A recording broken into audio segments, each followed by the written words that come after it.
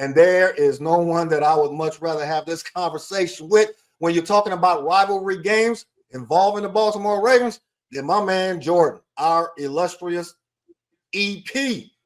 Jordan, you in the back room, man, or you want to come on here and talk about your Baltimore Ravens and how they are going to end the cooking of rust this weekend? Or is this going to be a game where Lamar is going to have to put the team on his back, him and King Henry, to make it happen because y'all defense won't be able to stop anybody? Welcome to the show, brother.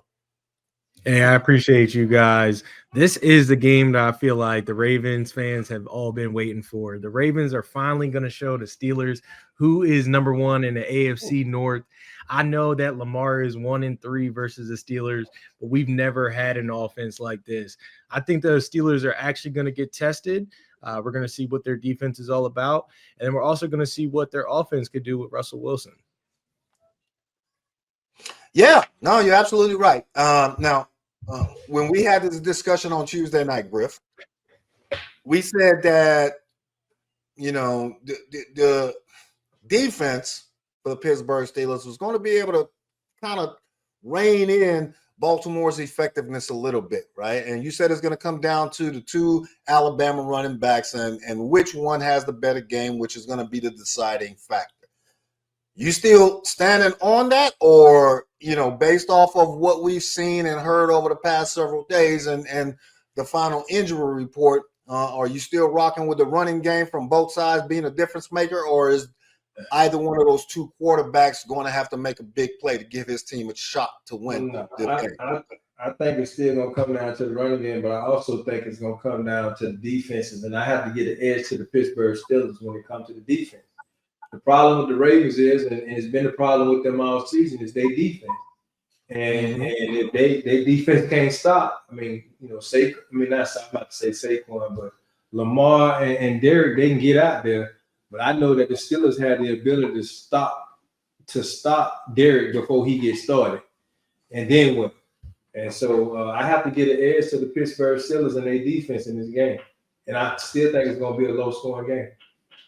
That this is where you and I are going to part ways. I do not believe it's going to be a low-scoring game.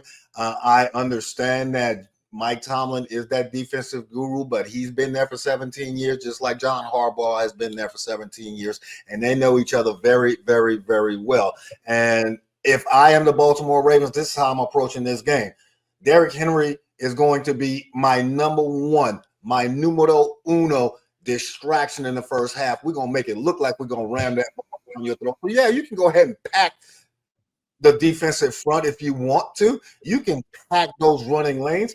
You must have forgotten who Lamar Jackson actually is. If we really attempt to focus and stop on running or stop the running game with Derrick Henry, Lamar Jackson is going to burn them with those play action passes.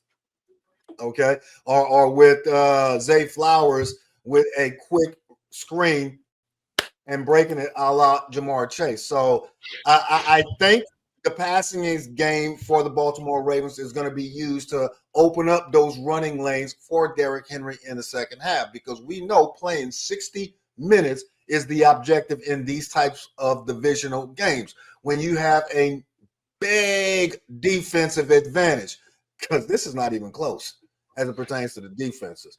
Pittsburgh is head and shoulders better than the Baltimore Ravens on defense. It hasn't been that way for, traditionally, but this year it is. How do we soften up that Pittsburgh run defense? We take advantage of our passing game.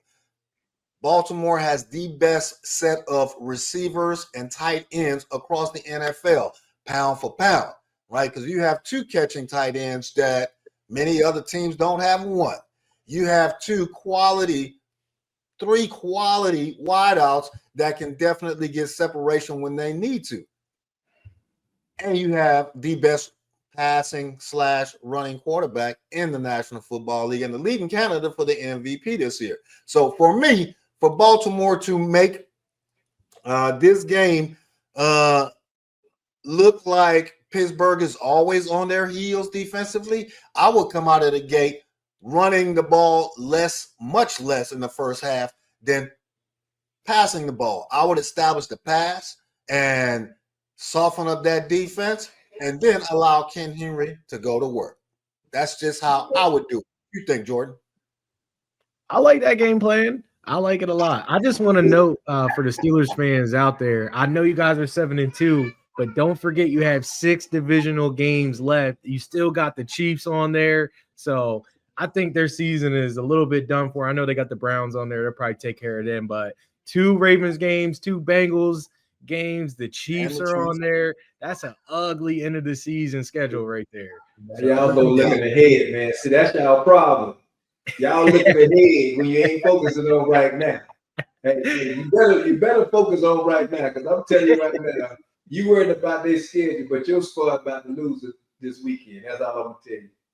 Okay, you rolling with the Steeler Nation? I feel you. Ain't nothing wrong with that. You know, and you're right. You know, going with the home team most of the time is the best way to go.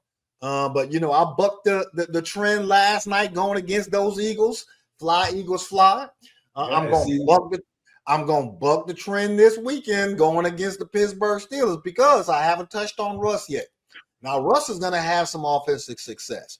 Mike Tomlin has become extremely confident in Russ's ability to get from our 20 to your 20 in a matter of 3 minutes. And with the Pittsburgh Steelers having dual threats on the outside now with Mike Williams and George Pickens, you have to feel confident if you're the offensive coordinator that, we can actually open up this playbook 100% because Najee and the rest of the running game will help us to control the clock. We have one of the top 2 or top 3 defenses in the league. We have an offense that now is averaging almost 30 points a game with Russell Wilson as our starting quarterback. It is going to be a shootout. I'm telling you, this is not going to be a defensive struggle.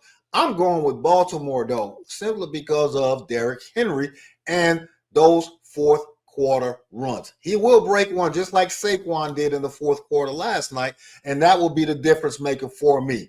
I'm going 31-27 Baltimore. Okay.